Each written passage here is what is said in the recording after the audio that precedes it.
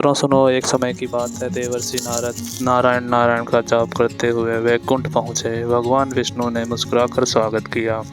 हे देवर्षि, आज अचानक पधारे हो, कोई विशेष समाचार लाए हो? नारद जी ने प्रणाम किया। प्रभु, आप तो सब जानते हैं, फिर भी कहिए, मुझे यहाँ किस प्रयोजन से बुलाया है? मेरे मन की बात आप भली भांति जानते हैं, विष्णु बोले। नारद जी, मैं जानता हूँ तुम आज मानव जाति के कल्याण हेतु आए हो। जो भी शंका हो निसंकोच पूछो।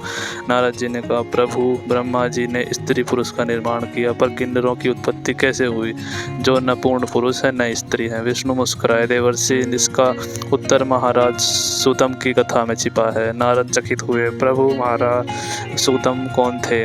उन्हें स्त्री का शरीर कैसे मिला? कृपा करके विस्तार से सुनाइए। विष्णु बोले। नारद, सुनो। पूर्व काल में पृथ्वी पर महाराज सुदम नामक राजा राज्य करते थे। वे पराक्रमी, धर्मनिष्ठ और दानवीर थे। प्रजा उनसे प्रसन्न रहती थी।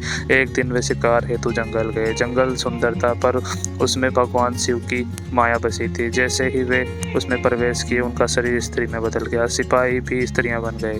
राजा दुखी होकर बोले, अब मैं प्रजा का सामना कैसे करूंगा? नारद ने पूछा, प्रभु, यह कैसे हुआ?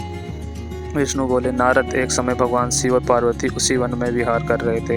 तभी सनकादिक मुनि वहां आ गए। पार्वती जी लज्जित हुई और शिव जी से उपाय मांगा।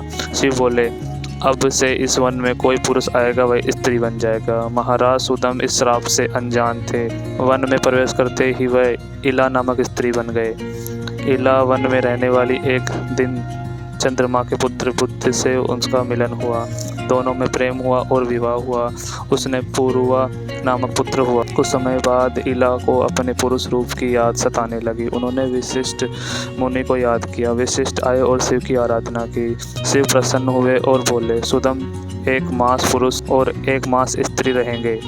सुदम राज्य लौटे, पर यह विचित्र स्थिति देखकर प्रजा उलझन में थी। आखिर उन्होंने पुत्र पूर्वजा को राज्य सौंप दिया और वन में तपस्या करने लगे। उन्होंने पार्वती की उपासना की। देवी प्रसन्न हुई और बोली, हे इला, तुम्हें स्त्री शरीर से मुक्ति मिलेगी और परम पद प्राप्त होगा। इला ने शरीर त्याग कर परम धाम पाया। उनके साथ गई सिपाही किन्नर रूप में सुमेरु पर्वत पर बस गए।